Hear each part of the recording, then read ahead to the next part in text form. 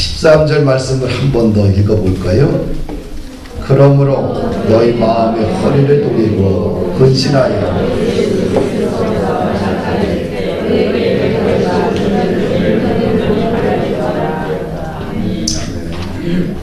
뭐로 시작이 돼요? 그러므로는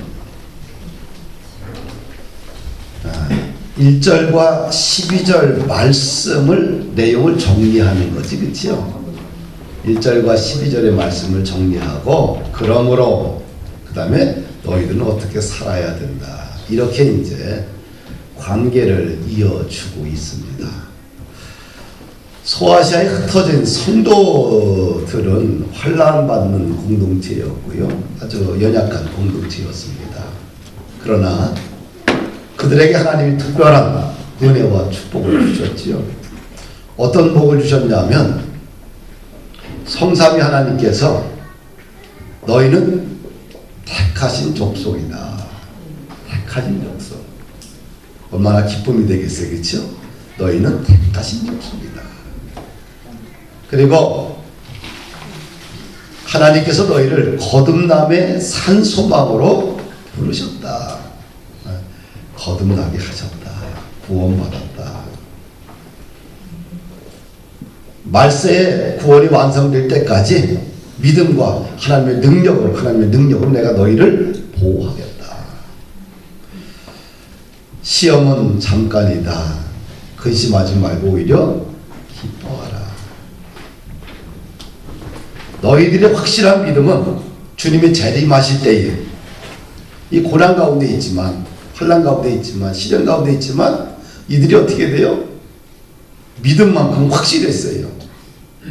그럴 때 주님이 재림하실 때 어떤 은혜가 있느냐? 칭찬과 영광과 존귀를 받는다. 좋은 말은 다 들어갔어요, 그렇죠? 영광과 존귀란 말은 하나님을 대상으로 해서 쓰고 있지, 그렇죠? 우리 계시록을 보게 되면 어린 양이신 예수님을 향해서 뭐라고 그래요? 찬양과 영광과 존귀를 받기에 합당하신 어린 양이신 예수님을 찬양하잖아요. 근데 이 찬양을 누구에게 돌리고 있어요? 흩어진 나그네 성도들에게. 또 너희가 예수님을 보지도 않고 사랑하고 믿는다. 너희들이 보지 않고 믿는 것을 보니까 여러분들이 영혼이 구원받았던 증거이다. 이 소아시아에 흩어진 나그네 성도들이 이런 특권을 하나님부터 받았잖아요. 또 칭찬도 받고. 그러면 어떻게 살아야 되느냐? 이것이 13절 말씀이죠. 그 13절 이한 전부 어떻게 살아야 되느냐? 삶에 대한 문제입니다. 그래서 13절에 보면 그러므로 너희 마음의 허리를 동이고 근신하라. 첫째는 뭘 어떻게 살아야 돼요? 마음의 허리를 동이고 근신하라. 근신하라는 깨어있으라는 뜻이고요. 마음의 허리를 동이라. 마음은 마음인데 허리를 동여야 돼요. 허리를 동인다. 이 말은 뭘까요? 우리 히브리인들은 강 건너편에서 건너온 족속이라는 뜻입니다. 근데 히브리인들은 옷을 어떻게 입어요? 긴, 우리 여성 홈드레스처럼 같이 입어요. 그렇죠? 홈드레스. 그러면 어떻게 돼요? 홈드레스를 같이 생긴 이 긴 옷인데 여기를 허리를 딱 끈으로 묶으라는 얘기 있죠. 허리를 끈으로 꽉 묶어라. 밥 먹을 때는 어떻게 해야 돼요? 풀러야 되는데 허리를 딱 묶어라. 이 말은 베드로 사도가 무엇을 지금 염두에 두고 썼냐 하면 이스라엘 백성들이 애굽에서 400년 동안 종살이 하다가 6월절 날 마지막 음식 먹을 때의 모습을 지금 상상하고 쓴 거겠지, 그렇죠? 애굽에서 종살이 하던 이스라엘 백성들에게 마지막 밤 하나님께서 내린 그 말씀이 뭐예요? 허리를 동이고 그 다음에 쓴나물을 먹고 발효가 되지 않는 무교병을 먹으면서 이 어린 양을 잡아서 온 가족이 먹고 있어요. 왜? 이제 하나님 출발하면 출발해야 되는데 이제 애굽의 생활을 청산하고 하나님이 약속하신 땅으로 가야 되잖아요. 그런데 끈을 풀러놓고 편안히 앉아서 먹으면 정신 상태가 안 돼 있는 거예요. 그래서 어떻게 끈을 딱 묶고 허리에 끈을 묶고 깨어서 서둘러 하나님 주신 빵과 쓴나물을 먹으며 고양고기를 먹으며 준비하고 있는 거죠. 우리 어떻게 살아야 돼요? 이 제약된 세상 속에서 우리가 어떻게 살아야 돼요? 늘 긴장된 마음과 자세로 하나님의 음성에 말씀에 귀를 기울이며 근신하고 깨어 살아야 돼요. 허리에 마음의 끈을 동이군해서, 그렇죠? 그래서 마음을 묶으면 정신을 차리고 살아야 됩니다. 마음을 동여매어야 하지요. 안 그러면 세상에 취하고 세상에 넘어지고 쓰러지게 됩니다. 날마다 마음을 동여매지 아니하면 우리는 말씀에서 벗어나게 되지요. 그래서 마귀의 노예가 되고 마귀의 종로를 타게 됩니다. 베드로전서 5장 8절 9절 보니까 근신하라 깨어라. 너희 대적 마귀가 우는 사자처럼 두루다니며 삼킬 자를 찾나니. 마귀는 어때요? 너희를 대적하는 마귀는 뭐예요? 우는 사자처럼 삼킬 자를 두루다니며 찾는다는 거예요. 너의 믿음을 굳건하게 하여 그를 대적하라. 이는 세상에 있는 너희 형제들도 동일한 고난을 당하는 줄 알미로다. 이 마음을 동인다는 것은 늘 영적으로 깨어있는 삶을 말하지요. 잠자다 보면 영적으로 무뎌져서 마귀 앞잡이가 되지요. 그래서 어떻게 돼요? 영적으로 병들게 되고 잠자다 보면 원수 마귀 사단이 두루다니면서 삼켜버려요. 그러니까 깨어있어야 됩니다. 욥기서 1장 7절을 보게 되면 여호와께서 사단에게 이르시되 네가 어디서 왔느냐? 사단이 여호와께 대답하여 가로되 땅에 두루돌아 여기저기 다녀온나이다. 이 사단은 원수마귀 사단은 땅을 두루두루 다니면서 영적으로 병들어가는 성도들을 먹잇감으로 사냥하고 넘어뜨리겠지요. 이 사단의 역할은 멸망시키고 죽이고 빼앗는 것밖에 없어요. 그래서 사단의 먹잇감이 되지 않기 위해서는 늘 깨어 기도하며 말씀 가운데 굳건하게 서 있어야 됩니다. 또 에베소서 6장 11절 이하 말씀을 보게 되면 마귀의 괴결을 능히 대적하기 위하여 하나님의 전신 갑주를 입으라. 우리의 씨름은 혈과 육에 대한 것이 아니요 정사와 권세와 이 어둠의 세상 주관자들과 하늘에 있는 악의 영들에게 대함이라. 그러므로 하나님의 전신갑주를 취하라. 이는 악한 날에 너희가 등이 대적하고 모든 일을 행한 후에 서기 위함이라. 마귀를 대적하고 이기기 위해서는 왜? 하나님의 전신갑주를 입어라. 전신갑주. 전신이라는 것은 온몸을 이야기하죠. 갑주라는 것은 갑옷을 말하는 겁니다. 온몸에 갑옷을 입으라는 얘기죠. 왜? 이 땅에 살아가는 모든 전쟁은 혈과 육의 전쟁이 아니라 영적인 전쟁이라고 바울 사도가 가르쳐요. 그래서 지금 우리가 사는 모든 것은 혈과 육의 싸움이 아니라 바로 영적인 싸움이라고 보고 그런 마음 자세를 가지고 살아갈 때 이 땅에서 우리는 승리할 수가 있습니다. 모든 것은 악한 영들과의 싸움이다. 누가 그렇게 진단을 해요? 베드로죠. 때로는 우리 마음이 연약해지고 여러 가지 삶 속에서 힘들어질 때가 있는데 그건 뭐라고 해요? 이게 육의 싸움이 아니라 뭐예요? 영의 싸움이다. 바울 사도가 이렇게 전단해요. 영적인 싸움에게 뭘 입어야 돼요? 영적인 갑옷으로 온몸을 덮어야 되겠죠? 그래야 승리할 수가 있는 거지요. 그래서 성도들은 영적인 싸움이기 때문에 영적인 갑옷을 입어야 되는데 그 갑옷이 뭐냐? 에베소 6장 14절 17절 보니까 진리의 허리띠를 띠라. 진리로 허리띠를 띠고 의의 호심경을 붙이고, 의라는 건 뭐예요? 정의, 옳은 이런 뜻이죠. 호심경은 오늘날로 이야기하면 뭐예요? 방탄복과 같은 거죠. 그렇죠? 방탄복, 가슴을 갖다가 보호하는 방탄복. 호심경에는 호자는 보호할 호자고 마음 심자고 경은 거울경자입니다. 그러면 왜? 거울로 마음을 보호한다는 얘기죠. 당시에는 이 호심경은 뭐로 만들어요? 구리로 만들었어요. 구리로 딱 가슴을 보호하는 거죠. 그래서 복음의 신을 신고 믿음의 방패를 가지고 구원의 투구를 쓰고 성령의 검을 가지고 하나님의 말씀으로 덮어야 돼요. 이것이 하나님의 전신 갑주예요. 그러니까 영적인 싸움에서 이 땅에 필요한 것이 아무것도 없어. 뭐예요? 영적으로 철저하게 무장할 때 이 땅에서는 승리할 수 있다. 그래서 하나님의 전신 갑주로 채워야 돼요. 내가 강하면 어떤 유혹도 시련도 다 이길 수가 있지요.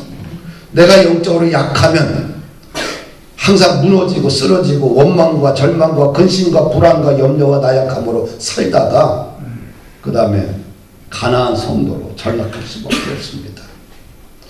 요즘 가나안 성도가 한국에 약 250만 명 정도 된다고 그래요. 누가 가나안 성도가 되느냐? 견고한 성도는 가난한 성도가 될까요? 안 될까요? 안 돼요. 교회를 위해 헌신하는 성도들 가난한 성도 안 됩니다. 말씀 가운데 전신갑주 입은 사람은 절대로 가난한 성도가 되지 않아요. 교회에서 시험을 당하거나 상처를 당하거나 적응하지 못할 때 사단이 공격합니다. 그러다 보면 어떻게 돼요? 그 유혹에 넘어지게 되고 그리고 교회를 떠날 수밖에 없지요. 근데 가난한 성도들이 하는 말씀들이 있죠. 나는 예수를 믿지만 그러나 교회는 싫다. 그리고 또 말합니다. 교회에만 구원이 있느냐? 꼭 교회 나와서 주일날 예배를 드려야지만 신앙생활이 있냐? 나는 집에서 유튜브로 방송으로 설교 듣고 있다. 신앙생활이 단순하게 유튜브로 방송으로만 들으면 다 됩니까? 이렇게 생각하면 사단의 공격을 당하기가 참 쉽습니다. 하나님의 전신 갑주를 입지 못하면 마귀의 공격을 우리는 이겨낼 수가 없지요. 구약에 보면 애굽에서 출애굽한 성도들에게 하나님께서 주신 것이 뭐예요? 광야에서 성막을 주셨어요. 성막을 이스라엘 진영 가운데 주셨습니다. 그건 뭐예요? 성막 중심에 예수님 중심, 여호와 하나님 중심으로 그들에게 살라 훈련시키는 거죠. 그리고 나서 신약에 와서 예수님께서 십자가에 죽으시고 부활 승천하신 후에 제자들에게 성령이 임하면서 그들이 뭘 세웠어요? 전도해서 교회를 세웠어요. 하나님이 우리에게 주신 것이 두 가지가 있는데 뭐예요? 가정 공동체와 교회 공동체예요. 이 가정 공동체와 교회 공동체는 우리가 거룩하게 힘쓰고 애써서 반드시 지켜야 될, 이 땅에서 반드시 지켜내야 될 가장 중요한 사명이 있죠. 우리가 생각할 때 뭐가 중요해요? 이 사명보다 더 중요한 것은 가정을 잘 세우는 것이 더 중요해요. 내가 주를 위해서 뭘 하겠다 이것도 중요하지만 더 중요한 것은 뭐예요? 나에게 주신 이 가정을 끝까지 지켜서 세워가는 것. 이것이 첫 번째 그리스도인의 사명이에요. 할렐루야. 원수마귀 사단은 하나님이 만드신 가정제도를 일단 파괴하려고 해요. 그래서 틈을 주게 되면 가정이 무너져요. 그래서 가정을 부지런히 세우자. 두 번째는 뭐예요? 교회를 주셨어요. 교회는 그냥 내가 죽을 때까지 예배드리며 봉사하며 헌신하며 살아가는 곳이고 내 자녀들에게 반드시 또 물려줘야 될 귀한 공동체라는 사실입니다. 교회관이 약하면은요 사단이 틈을 타서 금방 가나안 돼 버려요. 요즘 교회 무용론도 얘기하는 사람 많은데 이게 신학을 잘못 배워서 그래요. 인류 역사 속에 다 무너졌지만 교회는 안 무너졌어요. 할렐루야. 왜? 이 땅에 하나님이 주신 공동체이기 때문에 그랬어요. 이 땅에 교회라는 공동체를 통해서 하나님께서 뭐예요? 성도들이 모여서 거기서 울며 기도하며 서로 위로하고 힘을 얻으며 거기서 전도하며 섬기며 하나님의 나라를 세워가는 공동체. 그 공동체를 하나님이 귀하게 여기시는 거지요. 하여튼 우리가 원수마귀 사단의 먹잇감이 되지 않기 위해서 왜 하나님의 전신갑주를 입어라. 예수님이 40일간 금식 기도를 합니다. 근데 세 번의 마귀들이 세 번 예수님을 공격하지요. 첫 번째 마귀의 시험이 뭐냐면, 내가 만일 하나님의 아들이거든 이 돌을 떡덩이로 만들어라. 예수님이 첫 번째 사단의 시험 앞에 이렇게 이야기합니다. 기록하였으되 사람이 떡으로만 살 것이 아니요 하나님의 입으로부터 나오는 모든 말씀으로 살 것이라. 사단의 공격을 무엇으로 막았어요? 말씀으로. 기록하였으되 신명기 8장 3절의 말씀을 가지고 사단의 공격을 방어한 거예요. 기록하였으되, 오늘날은 말씀으로, 그런 뜻이죠. 그렇죠? 신명기 8장 3절 말씀으로, 사람이 떡으로서만 살 것이 아니요 하나님 입으로부터 나오는 모든 말씀으로 살 것이다. 이 말씀으로 사단의 첫 번째 공격을 무너뜨렸어요. 두 번째는 공격은 마귀가 예수님을 거룩한 성으로 데리고 가서 성전 꼭대기에 세우고 말합니다. 내가 만일 하나님의 아들이거든 뛰어내려라. 그러면 하나님께서 당 너의 천사를 통해서, 사단을 통해서 너를 발이 돌에 부딪히지 않도록 보호할 것이다. 예수님이 사단의 공격 앞에 이렇게 말합니다. 또 기록하였으되 주 너희 하나님을 시험하지 말라.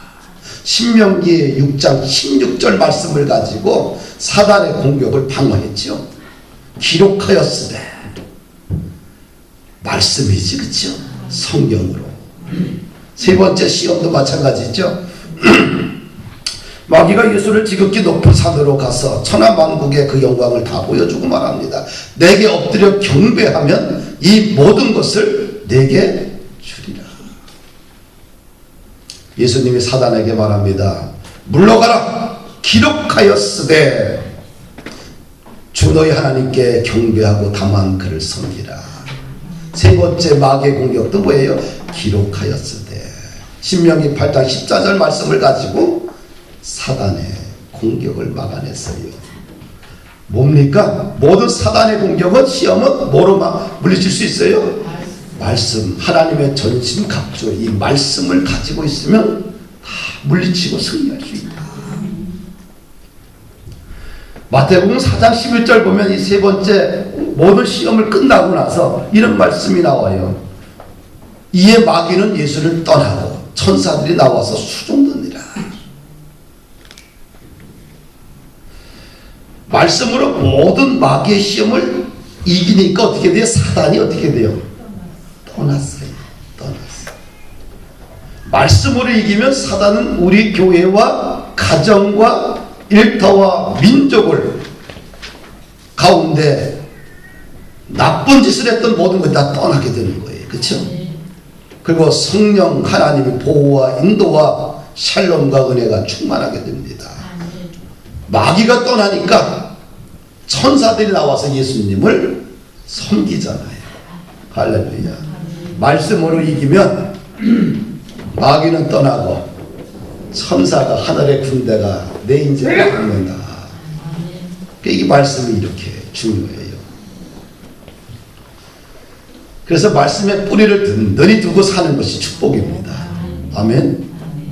그래서 성경 말씀을 11월 한 달 동안 열심히 암송해서 몇 개 안 돼. 작년에 3분의 1밖에 안 됩니다. 아주 쉬운 거를 골랐어요.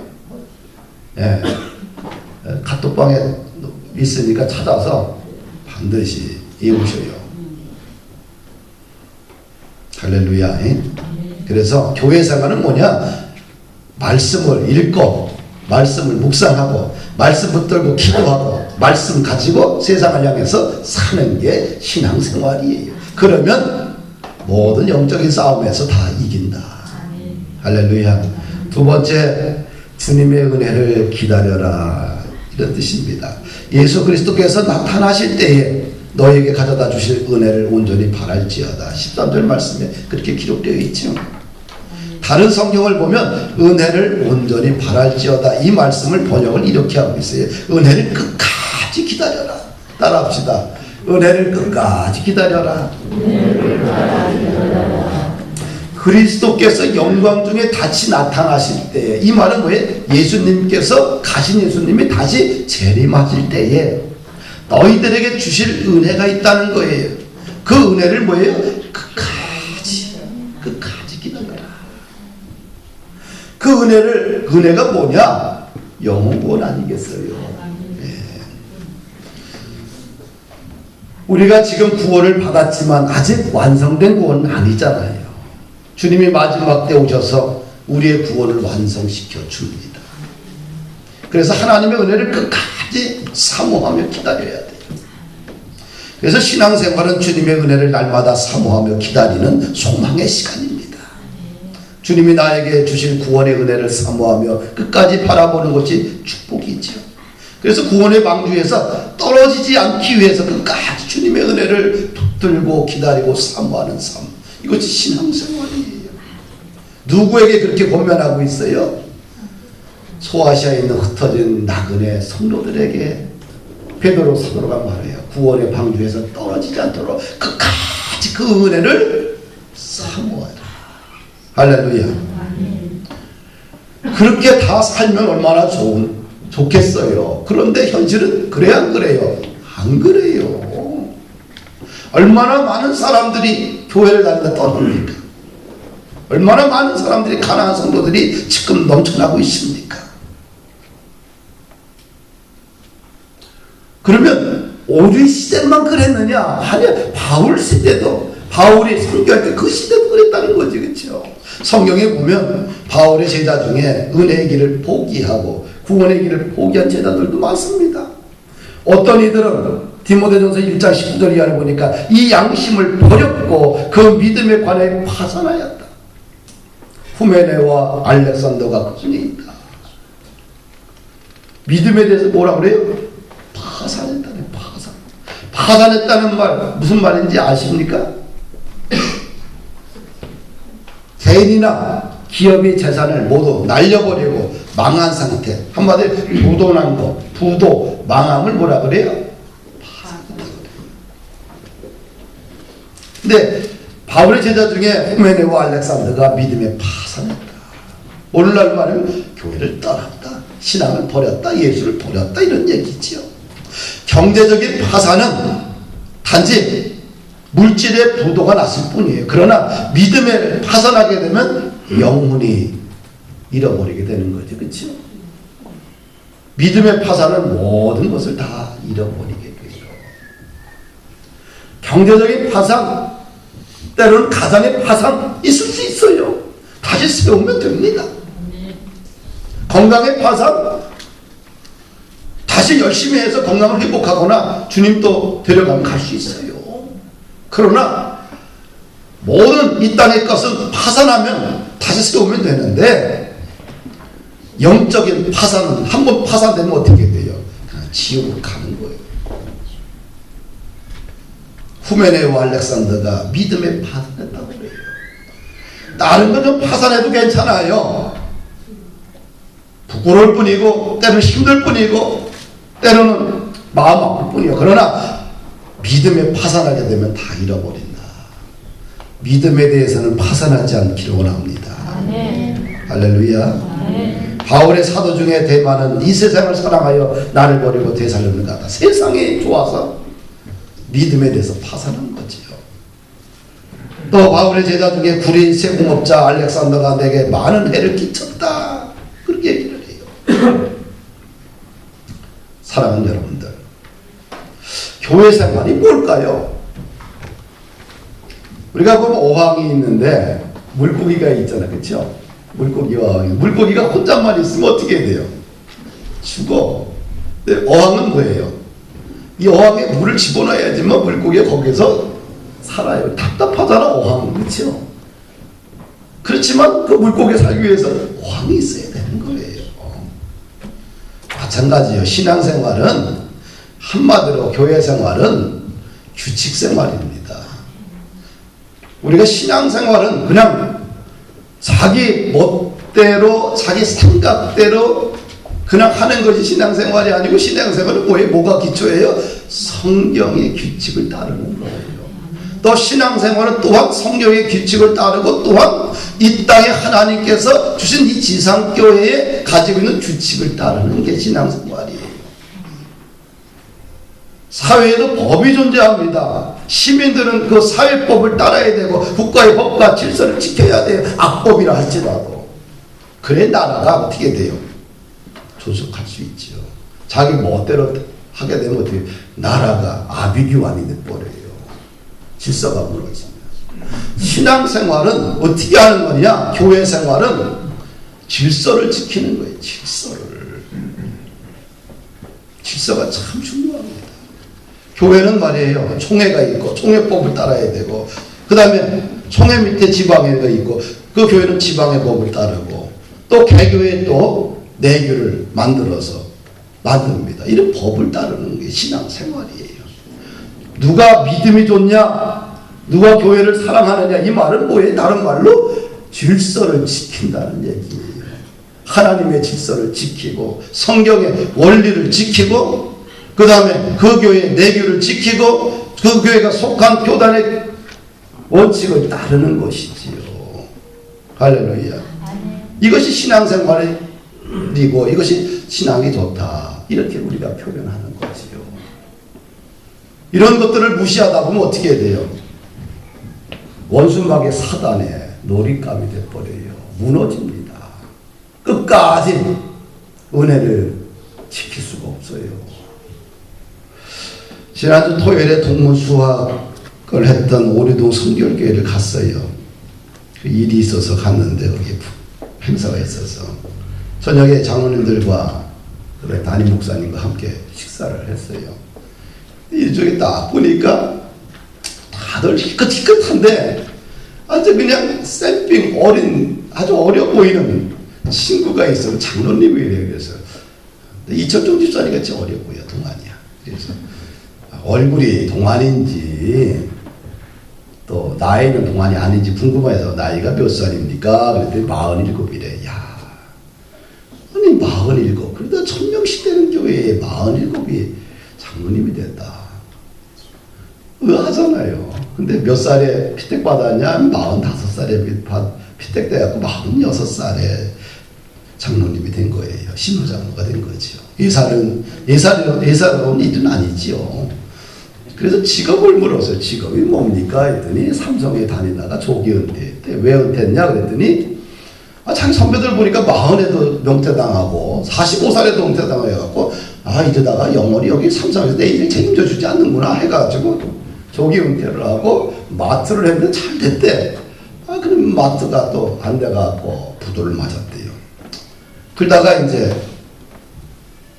외국계 보험회사에 들어가서 지금은 아주 보험업계에 그래도 리더가 됐다고 그래요.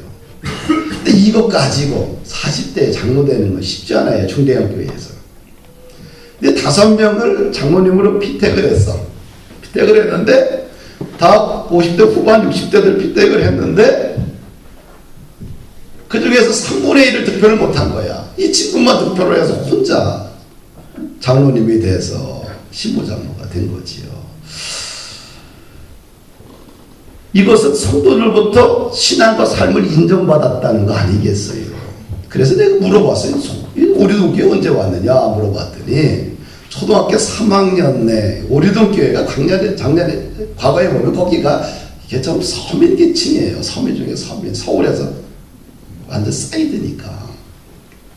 지금이야 살만하지만 오늘 초등학교 3학년 오리동 교회에 와가지고 오리동 교회에서 함께 자란 자매와 결혼을 했다고 그래요. 그래서 한평생 자기는 신앙생활을 오리동 교회에서 하고 있다고 그래요. 그러면서 자신의 인생의 가운에 있대. 그 사모님이 권사님인데, 뭐 45대째 권사님인데, 우리 집 가오는 교회 부흥입니다. 그래서 가오를 갖다 이렇게 딱 해서 써서 붙여놨대. 그러면서 오직 교회 부흥을 위해서 최선을 다했고, 그러다 보니 늘 은혜가 충만했고, 또 성도들로부터 존경과 사랑을 받았고, 그래서 젊은 나이에 이렇게 장로님이 됐다. 이런 이야기를 들으면서 신앙생활은 교회 생활이구나. 그런 생각이 더 깊어졌어요. 교회를 떠나서 신앙이 성장한다는 것은 거의 불가능하다. 물고기가 물을 떠나서 물고기가 살 수 없듯이 신앙생활은 이 땅의 교회 생활이에요. 그래서 교회 생활에 승리를 해야 돼요. 교회의 규칙과 질서를 잘 지켜서 덕스럽게 살아가야 됩니다. 시편 기자가 이렇게 고백을 해요. 의인은 종려나무같이 번성하며 레바논의 백향목같이 성장하리로다. 이는 여호와의 집에 심겼으며 우리 하나님의 뜰 안에서 번성하리로다. 그는 늙어도 여전히 결실하며 진액이 풍족하고 빛이 청정하니 여호와의 정직하심과 나의 바위 되심과 그에게는 뿌리가 없음이 선포되리로다. 의인이 번성하고 성장한다고 합니다. 그 이유가 뭘까? 여호와의 집에 심겼기 때문에. 의인이 복을 받는 길, 번성하는 길은 여호와의 집에 단단히 심겼기 때문입니다.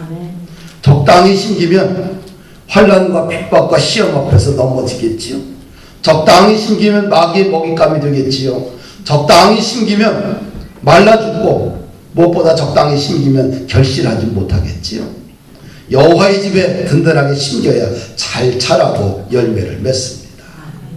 의인은 반드시 하나님의 뜰 안에서 번성한다고 그래요. 하나님의 뜰 밖에서 의인이 번성한다고 말하지 않고 의인은 반드시 하나님의 뜰 안에서 번성한다. 그러면 늙어도 결실하며 존경받는다. 많은 사람들이 교회에서 존경받는 사람이 여호와의 뜰 안에서 묵묵하게 신앙생활하며 고난을 뚫고 일어난 사람들을 존경받잖아요. 성경 말씀은 100% 우리가 믿어야 돼요. 할렐루야. 교회 무용론을 이야기하는 잘못된 사람들이 참 많습니다. 대표적으로 교회 개혁 연대를 하는 사람들을 그래요. 일생 동안 한환상 목사, 한환상 그 장로님부터 그 무리들은 그 현대교회를 만들어서 교회 무용론을 이야기해요. 그래갖고 한국교회가 좋아졌습니까? 그래요. 우리는 교회는 존귀한 공동체입니다. 문제가 있어요.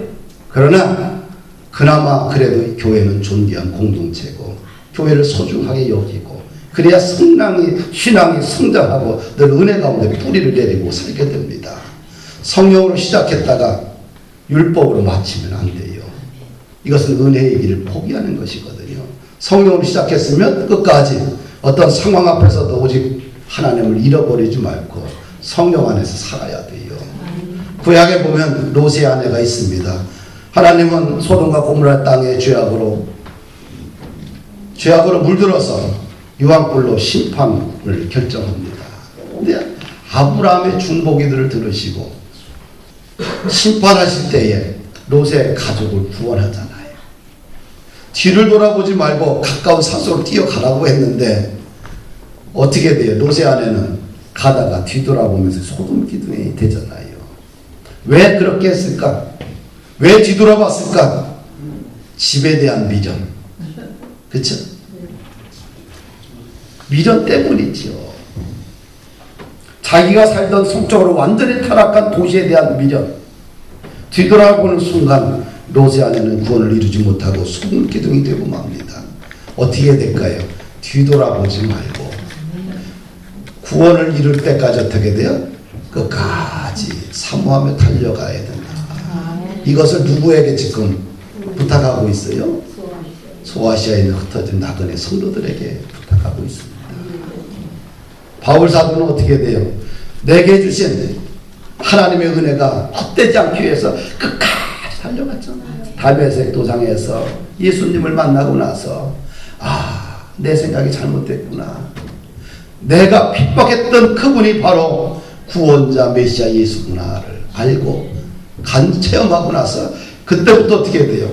만삭되지 못한 나를 구원하신 예수님, 제자를 선택하신 예수님을 위해서 자신의 전 생애를 들여 끝까지 달려갔어요. 그리고 나서 그가 죽음을 앞에 두고 이런 고백을 합니다. 나의 선한 싸움을 싸우고 달려갈 길을 마치고 믿음을 지켰으니 이제 후로는 나를 위하여 의의 멸류관이 입이 되었으므로 주고 의로우신 재판장이 그날에 내게 주실 것이요 내게만 아니라 주의 나타나심을 사모하는 모든 자에게니라. 선한 싸움을 싸우고 나의 달려갈 길을 마치고 믿음을 지켰나니 얼마나 귀한 고백이에요. 말씀을 마칩니다.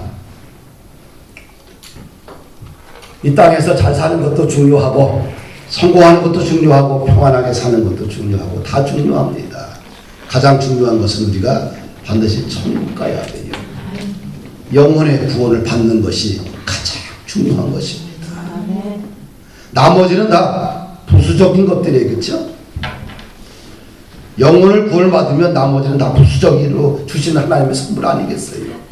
우리의 영혼의 구원을 받고 우리가 확고하면 어떻게 돼요? 믿음이 좋으면 하나님 부수적으로 다 주시는 거 아니겠어요? 요한복음 3장 16절에 보니까 하나님이 세상을 이처럼 사랑하사 독생자를 주셨으니 이는 저를 믿는 자마다 멸망을 듣지 않고 영생을 얻게 하려 하십니다. 뭡니까? 예수님이 이 땅에 오신 가장 중요한 목적이 뭐예요? 우리에게 영생이에요. 영생. 영혼 구원입니다. 사랑하는 여러분들, 전도는 뭐냐? 우리가 멸망받을 인생, 지옥 갈 인생, 예수를 모르는 사람들에게 예수를 소개시켜주는 것이 전도 아니겠어요? 교회가 전도와 선교를 놓치면 교회의 존재 목적을 잃어버리게 됩니다. 전도와 선교는 우리가 뭐예요? 막 들어야 돼요. 할렐루야. 만나는 모든 사람들에게 당신 예수 믿습니까? 물어보고 안 믿으면 어떻게 돼요? 예수 믿으세요. 이것이 우리 삶의 거룩한 습관이 되기를 주의 이름으로 축복합니다.